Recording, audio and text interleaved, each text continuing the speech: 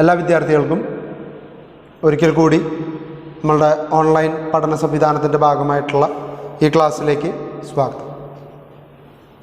കഴിഞ്ഞ ക്ലാസ്സിൽ സ്വാതന്ത്ര്യാനന്തര ഇന്ത്യയിൽ പത്രം നിർവഹിച്ച പങ്ക് എന്ന വിഷയത്തെക്കുറിച്ചിട്ടാണ് നമ്മൾ ചർച്ച ചെയ്തത്. ഇന്ന് നമ്മുടെ ടോപ്പിക്ക് അല്പം വലിയ ടോപ്പിക്കാണ്, വളരെ ഇമ്പോർട്ടൻ്റ് ആയിട്ടുള്ള ടോപ്പിക്കാണ്. മസ്റ്റായിട്ടും ചോദ്യം വരുന്ന, ഞാനത് പല ആവർത്തി പറഞ്ഞതാണ്, പല രീതിയിൽ ചോദ്യം വരാം. In the freedom struggle Gandhi's contribution through the help of journalism എന്ന് പറഞ്ഞിട്ട് ചോദിക്കാം. Critically evaluate the statement Gandhi is not only a politician or freedom fighter but also a journalist. ഇങ്ങനെയുള്ള രീതിയിൽ എങ്ങനെ വേണമെങ്കിലും ഈ ചോദ്യം വരാം. അല്ലെങ്കിൽ Gandhi's contribution towards the Indian journalism എന്നൊരു ചോദ്യം വരും. ഏത് ചോദ്യത്തിനായാലും ഗാന്ധി ആസ് എ ജേർണലിസ്റ്റ് എന്നതാണ് ചോദ്യം. അതിനുള്ള ഉത്തരങ്ങളാണ് ഈ താഴെ കൊടുത്തിരിക്കുന്നത്. ഇതൊരു എസ്സേ ടൈപ്പ് ചോദ്യമായിരിക്കും. അപ്പോൾ നിങ്ങൾ ഗാന്ധിജിയുടെ ആദ്യം ഗാന്ധിജിയെക്കുറിച്ച് ഒരു 2-3 വാചകം എഴുതണം. അതിന് യാതൊരു ബുദ്ധിമുട്ടും ഉണ്ടാവില്ല. അതിനുശേഷം ഗാന്ധിജിയുടെ പബ്ലിക്കേഷൻസ് ആയിട്ടുള്ള Indian opinion, young India, Harijan, Navajeevan. ഉടനടി ഒരു ചോദ്യം വരും, ഇതിപ്പോൾ അവിടെ നിന്ന് ഇന്ത്യൻ ഒപ്പീനിയൻ കയറി വന്നത്. ഇത് 1903 ഗാന്ധി ഇന്ത്യയിലേക്ക് വരുന്നതിന് മുൻപ് സൗത്ത് ആഫ്രിക്കയിലായിരുന്നപ്പോൾ അവിടുത്തെ വർണ്ണവിവേചനത്തിനെതിരെ ശബ്ദമുയർത്താൻ വേണ്ടി അദ്ദേഹം എഴുതിയ പ്രസിദ്ധീകരണമാണ്. ഇന്ത്യയിൽ അദ്ദേഹം ഈ 3 പ്രസിദ്ധീകരണങ്ങളാണ് നടത്തിയത്.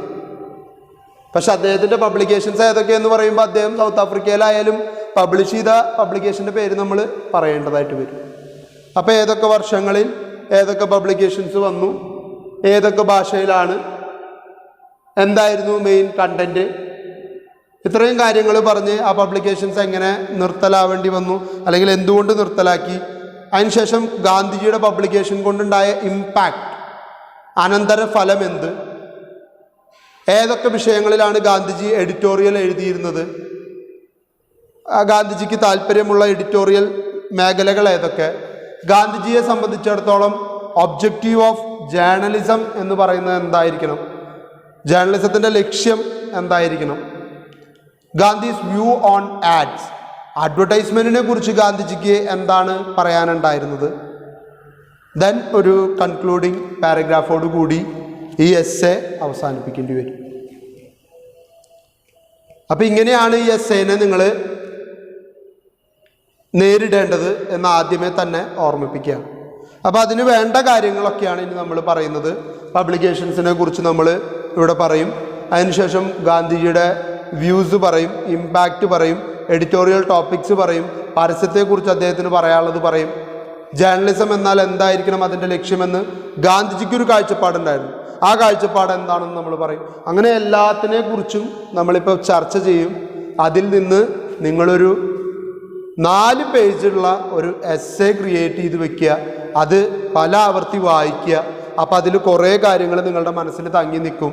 എന്നാലേ 4-5 പേജ് എഴുതിയാലേ, അത് വായിച്ചാലേ നിങ്ങൾക്ക് 3 പേജിലേക്കുള്ളത് ഓർമ്മ വരുള്ളൂ, 2 പേജിലേക്കെങ്കിലും എഴുതാനായിട്ട് പറ്റുള്ളൂ.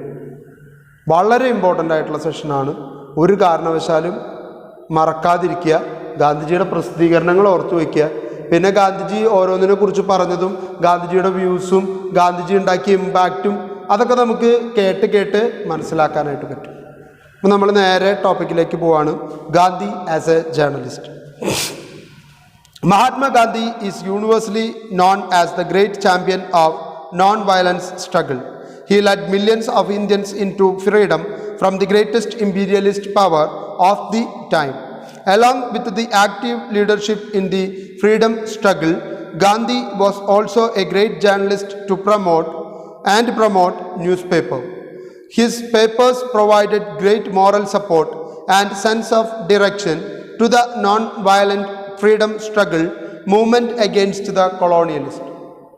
അപ്പോൾ ഇവിടെ പറഞ്ഞിരിക്കുകയാണ് ഗാന്ധിജി എല്ലായിടത്തും അറിയപ്പെടുന്ന വ്യക്തിയാണ്. അദ്ദേഹത്തിൻ്റെ നോൺ വയലൻ്റ് ആയിട്ടുള്ള സ്ട്രഗിൾസിലൂടെ അദ്ദേഹം സ്വാതന്ത്ര്യം പോലെയുള്ള കാര്യങ്ങൾ നേടിയെടുത്ത വ്യക്തിയാണ്. ഇന്ത്യക്കാരെ അനേക വർഷങ്ങളോളം അടിമത്തത്തിൽ നിന്ന് മോചിപ്പിച്ച് സ്വാതന്ത്ര്യത്തിലേക്ക് നയിക്കാൻ ശ്രമിച്ച വ്യക്തിയാണ്.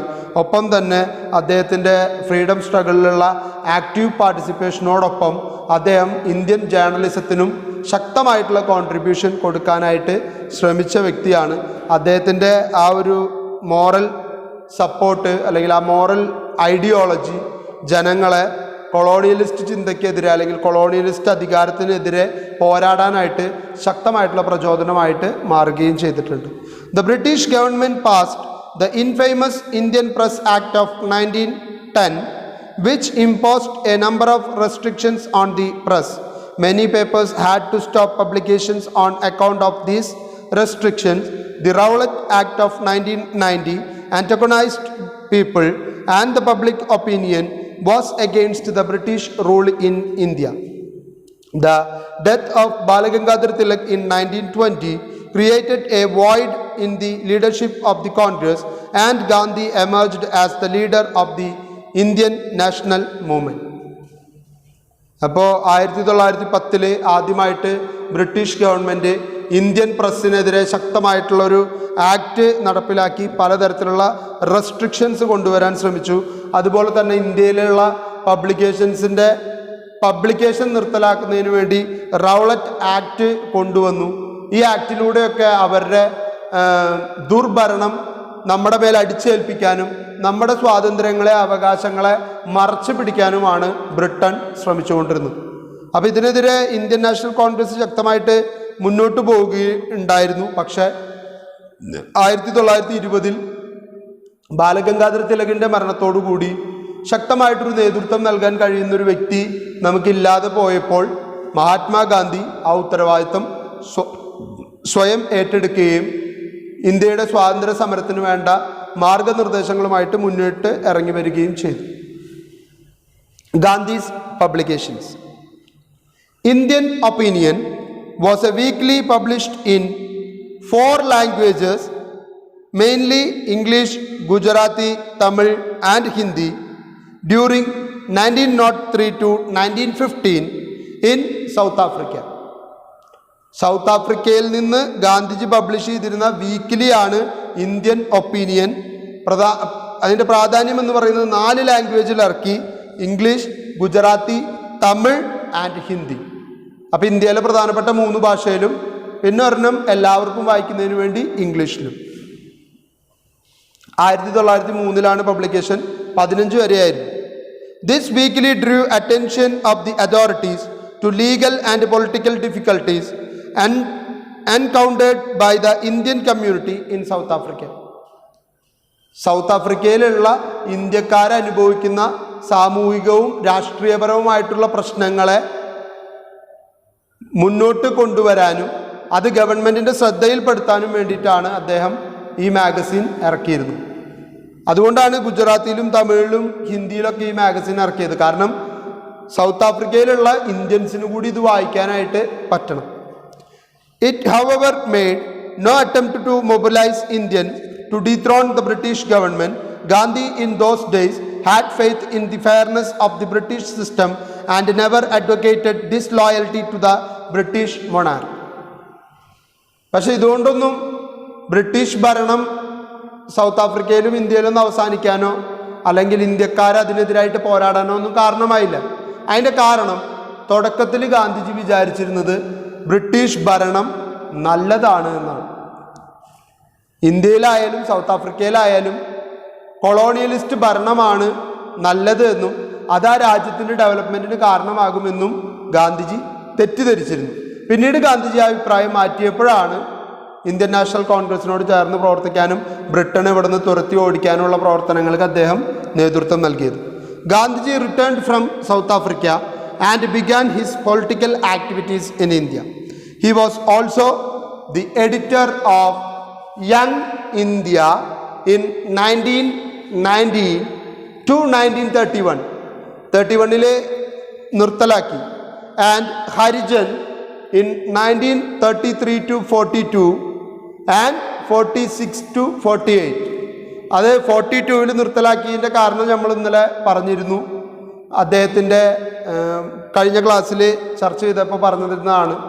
കഴിഞ്ഞ ക്ലാസ്സിലല്ല, അതിന് മുന്നത്തെ ക്ലാസ്സിൽ നോൺ വയലൻസിൻ്റെ ഭാഗമായിട്ട് ചൗരി ചൗര സംഭവം ഉണ്ടായപ്പോൾ ജാലിയൻ വാലാബാഗുമായിട്ട് ബന്ധപ്പെട്ടുള്ള ഇഷ്യൂസ് നടന്നപ്പോൾ നോൺ കോർപ്പറേഷൻ മൂവ്മെൻറ്റിൻ്റെ ഭാഗമായിട്ട് 1942 പ്രസിദ്ധീകരണം നിർത്തുകയും 1946 പുനരാരംഭിക്കുകയും 1948 ജനുവരി വരെ വീണ്ടും തുടർന്നുകൊണ്ട് പോവുകയും ചെയ്തു.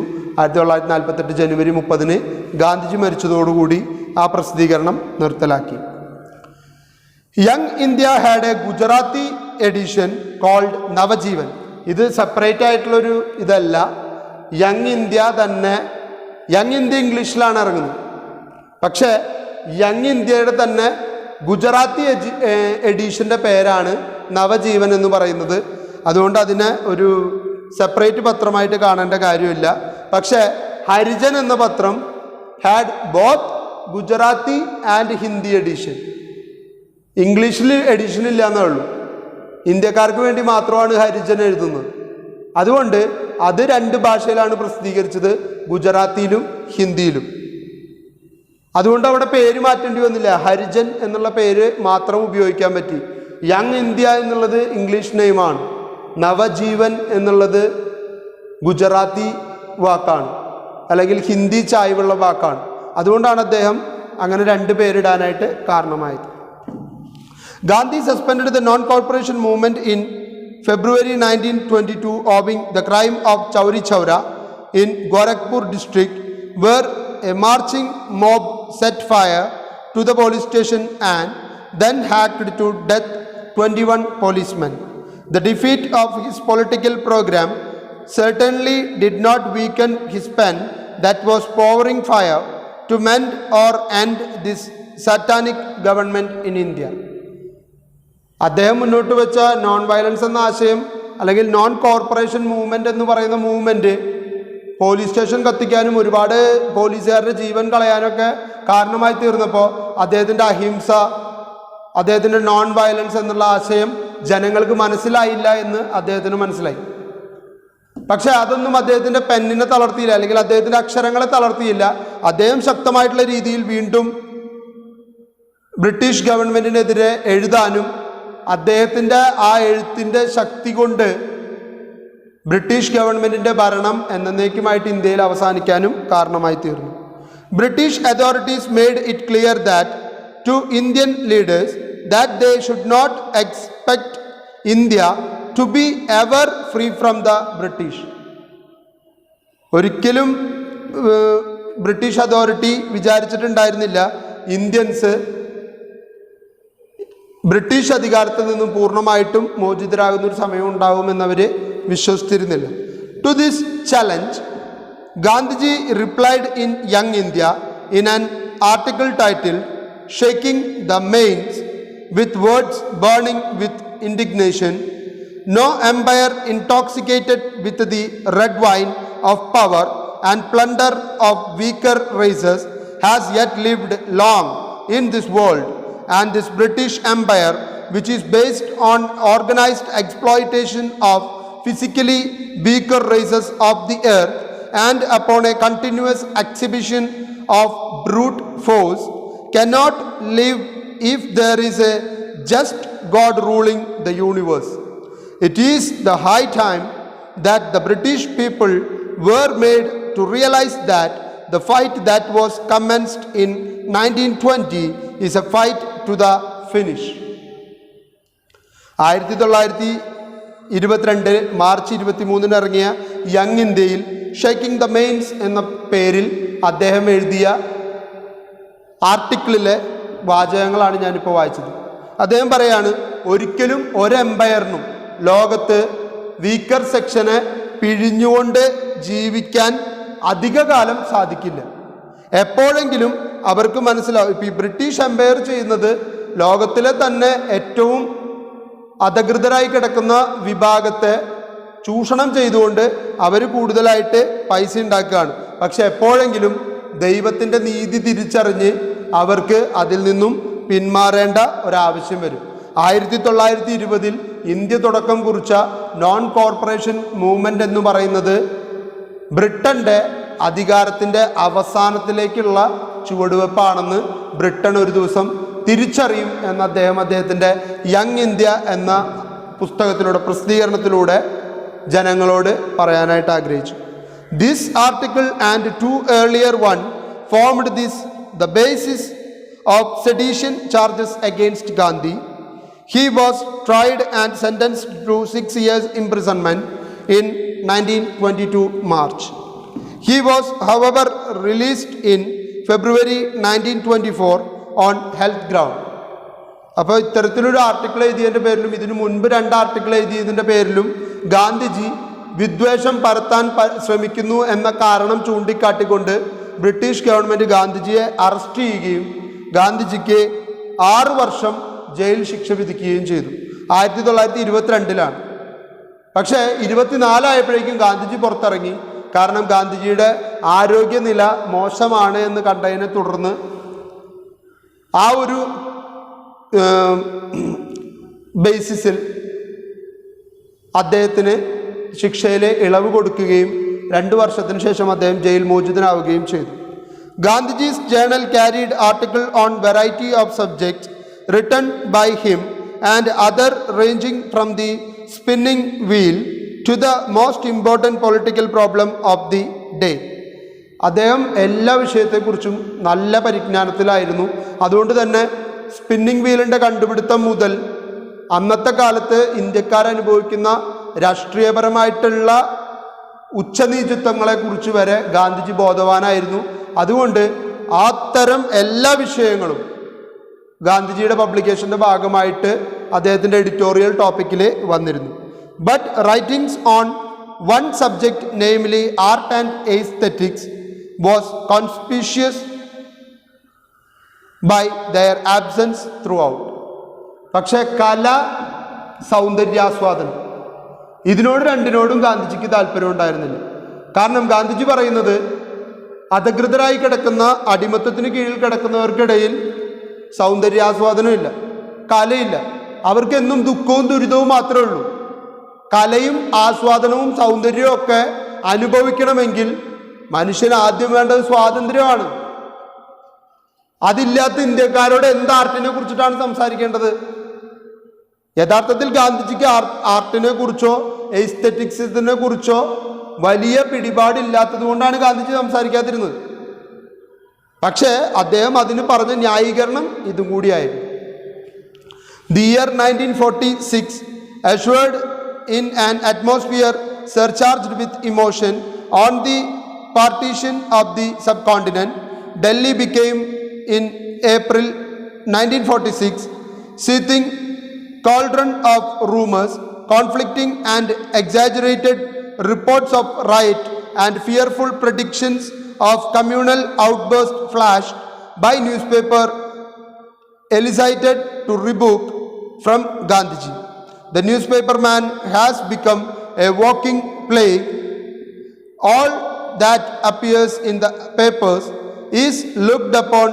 God's truth is bad.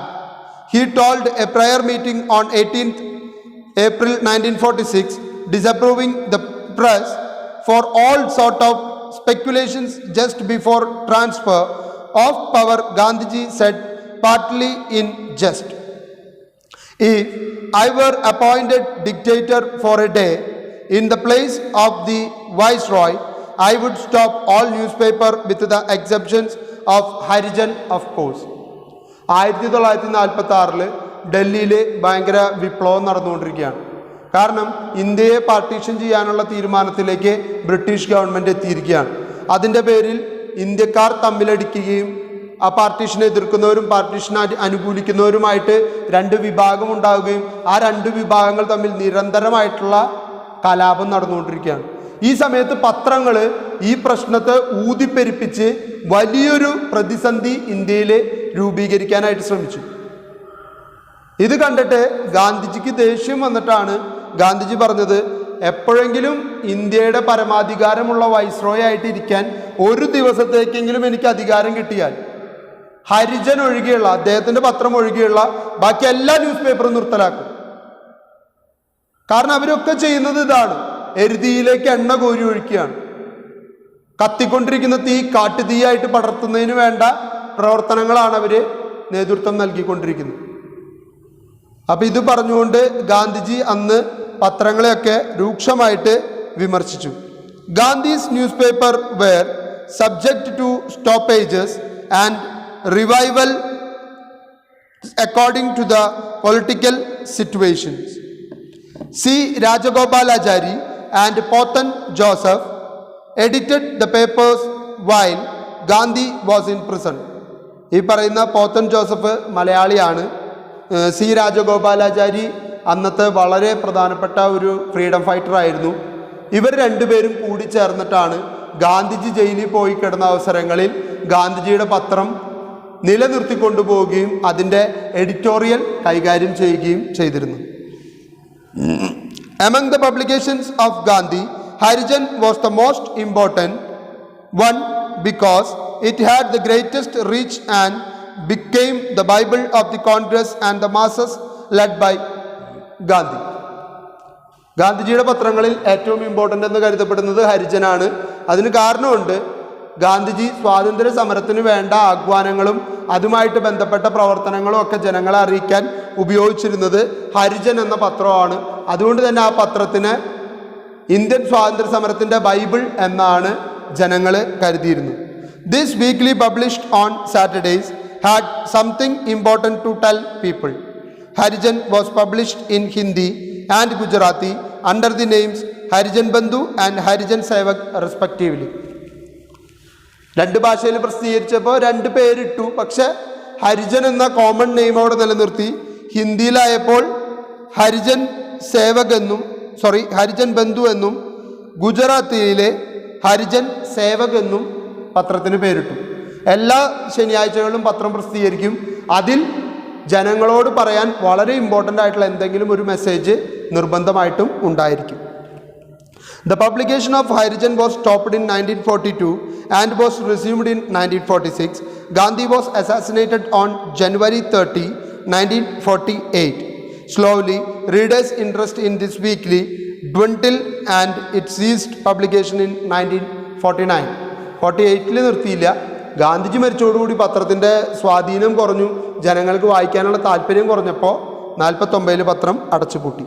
Impact on Gandhi's publication. The national freedom struggle gained tremendous momentum under Gandhi's leadership. The weeklies published by him had deep impact and he allowed other newspapers to copy from his weeklies. These views expressed by him in the weeklies always made an impact on the government. He also urged other newspapers to be free and frank in expressing their views and opinion. Gandhiji കൊണ്ടുവന്ന ഏറ്റവും വലിയ മാറ്റം എന്ന് പറയുന്നത് Gandhiji freedom സ്ട്രഗിളിന് ഒരു ദിശാബോധം കൊടുത്തു. ഗാന്ധിജിയുടെ നേതൃത്വത്തിലാണ് ഫ്രീഡം സ്ട്രഗിളിൻ്റെ മറ്റ് പ്രവർത്തനങ്ങളൊക്കെ നടന്നത്. ഒപ്പം തന്നെ അദ്ദേഹത്തിൻ്റെ പബ്ലിക്കേഷൻസിലൂടെ അദ്ദേഹത്തിന് ജനങ്ങളോട് പങ്കുവയ്ക്കാനുള്ള ആശയം കൃത്യമായിട്ട് നൽകുകയും ആ ആശയത്തെ ആ പത്രത്തിൽ നിന്ന് അതേപടി കോപ്പി ചെയ്ത് മറ്റു പത്രങ്ങൾ പ്രചരിപ്പിക്കുന്നതിനെ അദ്ദേഹം സപ്പോർട്ട് ചെയ്യുകയും ചെയ്തു.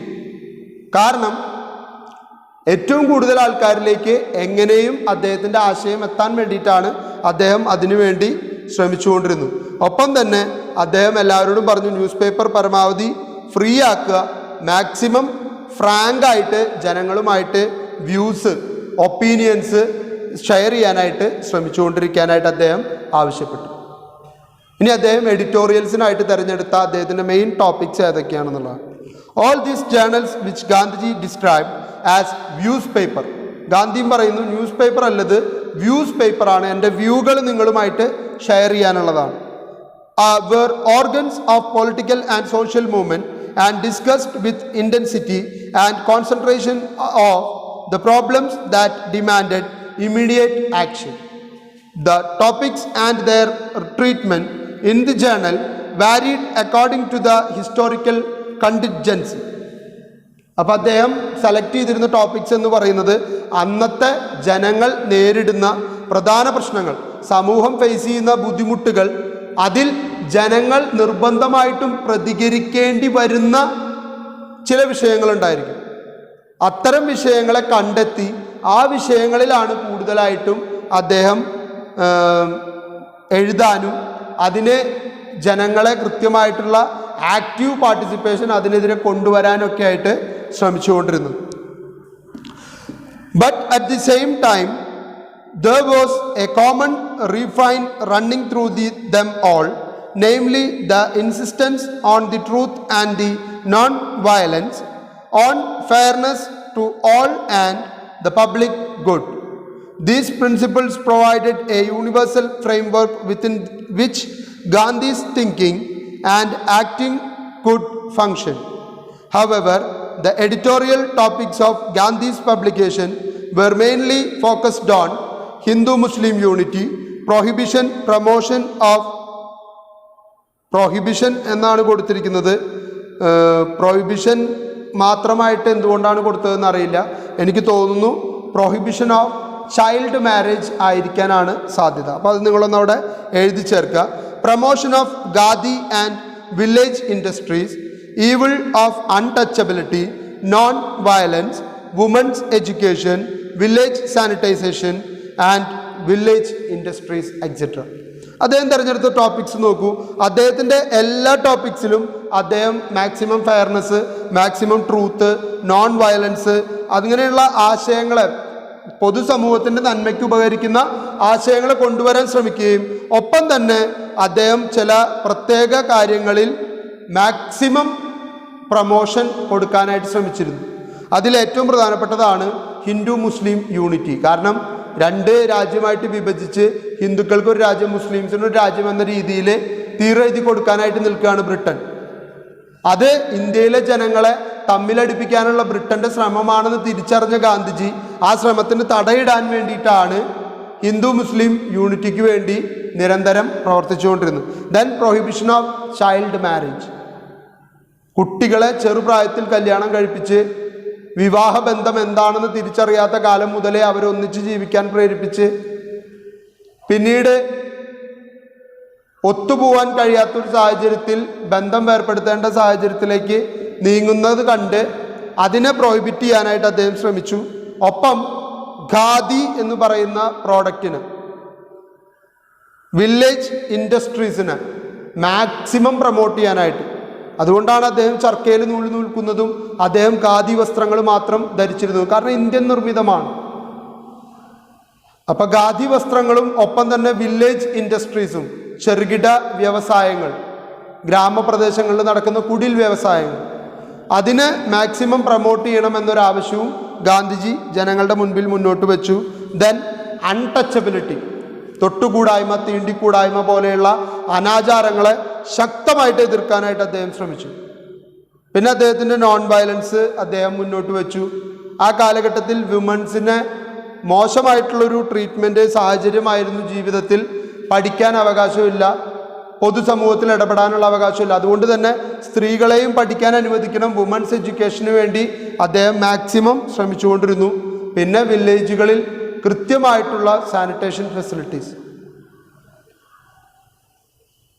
ബാത്റൂം, അതുപോലെ തന്നെ ടോയ്ലറ്റ് തുടങ്ങിയ സൗകര്യങ്ങളുള്ള വില്ലേജുകൾ ഉണ്ടാക്കണമെന്ന് അദ്ദേഹം നിരന്തരം ആവശ്യപ്പെട്ടു. വില്ലേജ് ഇൻഡസ്ട്രീസിനെ കൂടുതലായിട്ട് അദ്ദേഹം പ്രൊമോട്ട് ചെയ്യാനും താല്പര്യം കാണിച്ചു. ഗാന്ധിജിയെ സംബന്ധിച്ചിടത്തോളം ഒബ്ജക്റ്റീവ് ഓഫ് ജേർണലിസം, എന്താണ് ജേർണലിസം കൊണ്ട് ലക്ഷ്യം വെക്കേണ്ടത്? ഗാന്ധിജിയുടെ കാഴ്ചപ്പാടാണ്. ഗാന്ധിജി പറയുന്നു, ഒരു ജേർണലിസ്റ്റ് ആണെങ്കിൽ നിങ്ങൾ ഇതിനു വേണ്ടിയിട്ടാണ് പ്രവർത്തിക്കേണ്ടത്, അല്ലെങ്കിൽ ഇതായിരിക്കണം നിങ്ങളുടെ ഒബ്ജക്റ്റീവ്. അതാണ് ഗാന്ധിജി ജനങ്ങളോട് പറയാനായിട്ട് ആഗ്രഹിച്ചത്. ജേർണലിസ്റ്റുകളോട് എല്ലാവരോടും അദ്ദേഹത്തിൻ്റെ ആവശ്യവും അത് തന്നെയായിരുന്നു. Journalism was a noble profession for Gandhi. According to him, a newspaper had 3 objectives. നിർബന്ധമായിട്ടും നിങ്ങൾ അറിഞ്ഞിരിക്കണം ഗാന്ധിജിയുടെ പത്രത്തെക്കുറിച്ചുള്ള ഒബ്ജക്റ്റീവ് എന്തൊക്കെയാണെന്നുള്ളത് നിങ്ങൾ അറിഞ്ഞിരിക്കണം. 3 ഒബ്ജക്റ്റീവ്സ് ആണ് ഗാന്ധിജിക്ക് ഉണ്ടായിരുന്നത്. എന്തൊക്കെയാണെന്ന് നോക്കാം. ആ 3 ഒബ്ജക്റ്റീവ്സും നേടിയെടുക്കാൻ അല്ലെങ്കിൽ ഫുൾഫിൽ ചെയ്യാൻ പത്രത്തിന് സാധിച്ചു കഴിഞ്ഞാൽ അതിനെ ന്യൂസ് പേപ്പർ എന്ന് വിളിക്കാനായിട്ട് പറ്റും. The first objective is to understand popular feelings. Understand popular feelings.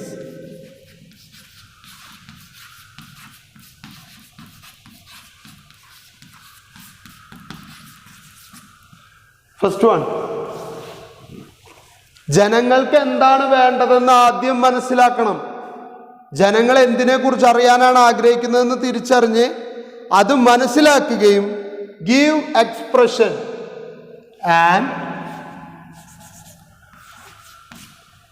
and give expression to it.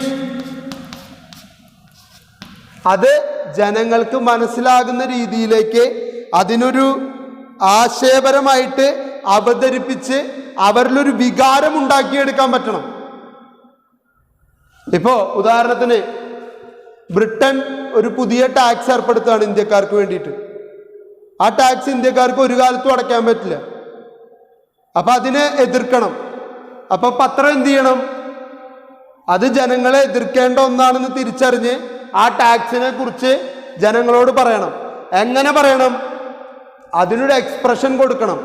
ഇത് അനീതിയാണ്, നമ്മളെ പിഴിയാണ്, നമ്മളെ ഭരിക്കുന്നവർ നമ്മളിൽ നിന്ന് തന്നെ ടാക്സ് ഈടാക്കി അവരുടെ കാര്യങ്ങൾക്ക് വേണ്ടിയിട്ട് ആ ടാക്സ് ഉപയോഗപ്പെടുത്തുന്നു എന്നുള്ള ഒരു എക്സ്പ്രഷൻ ജനങ്ങളിൽ ബ്രിട്ടീഷ് ഗവൺമെന്റിനെതിരായിട്ടുള്ളൊരു വൈരാഗ്യ ബുദ്ധി ക്രിയേറ്റ് ചെയ്തെടുക്കാനും പത്രത്തിന് സാധിക്കണം.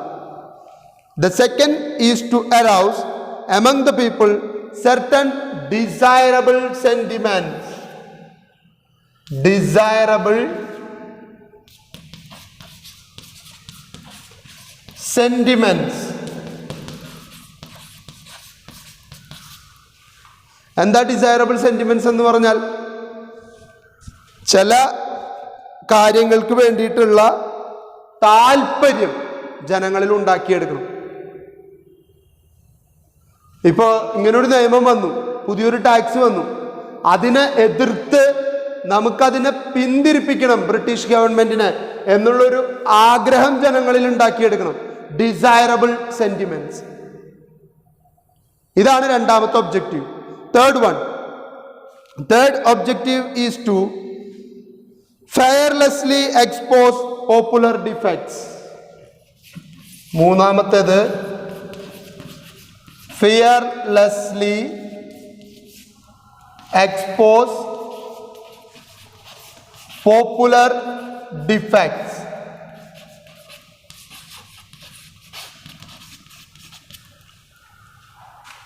Fearlessly, പേടി കൂടാതെ, തെറ്റാണെങ്കിൽ ആ തെറ്റിനെ ചൂണ്ടിക്കാട്ടാനുള്ള ധൈര്യം ഉണ്ടായിരിക്കണം.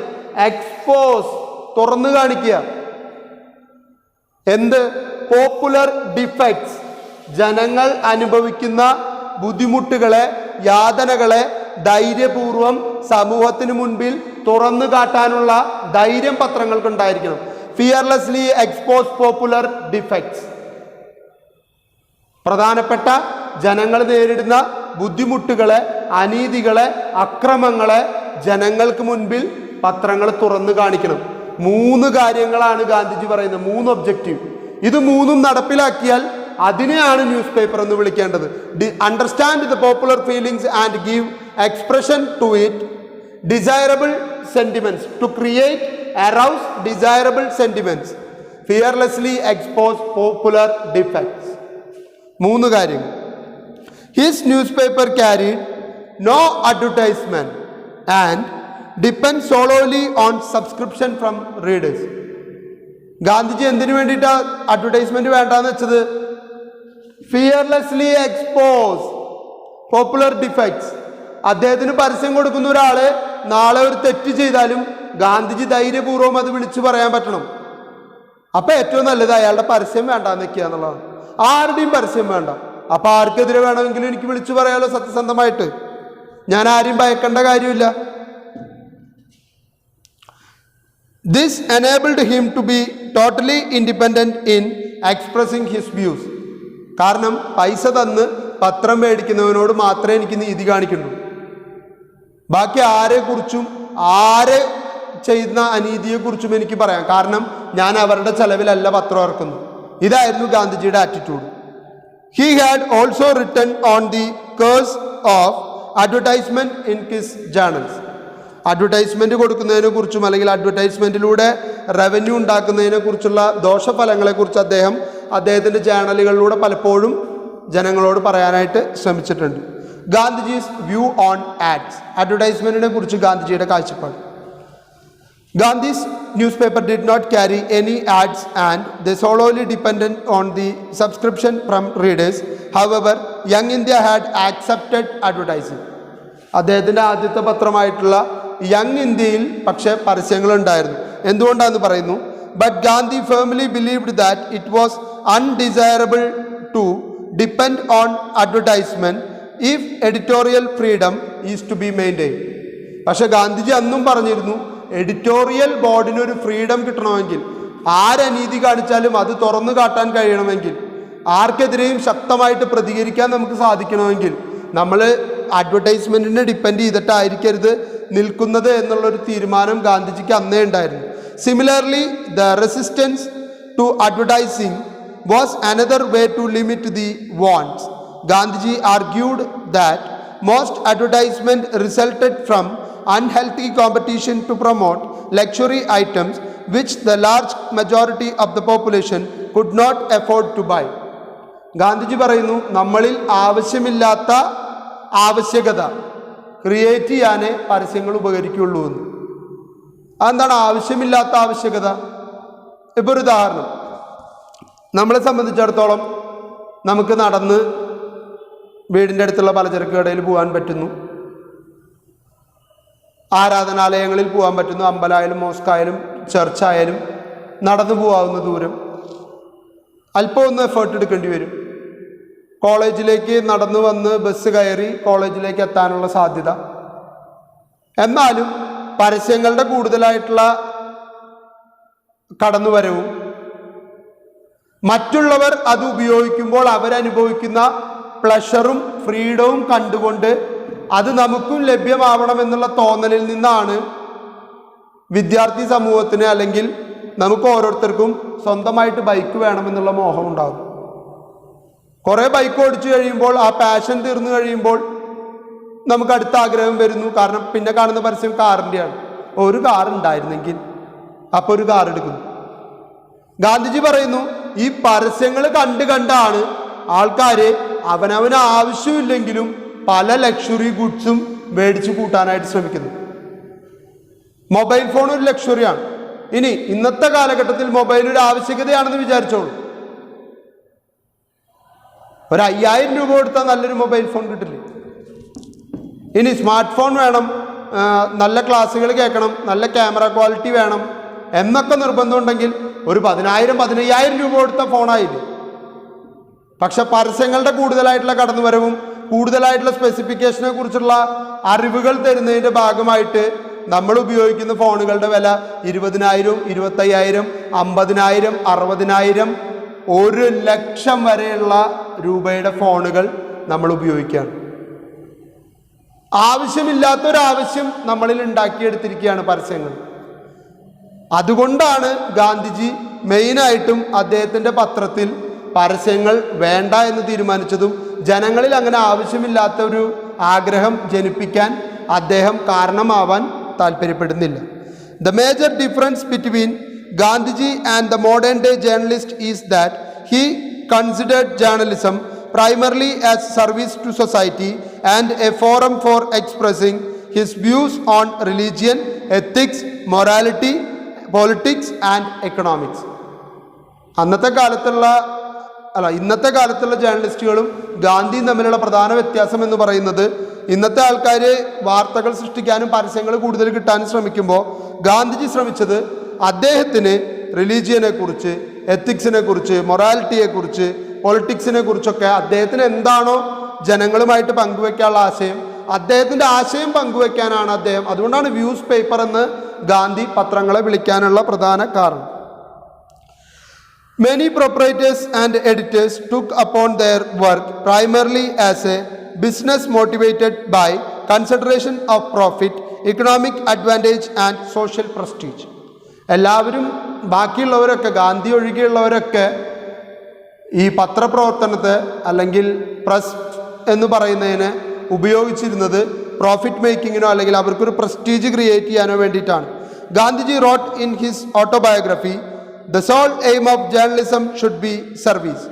But media barons like Rupert Murdoch declare we are in the entertainment business.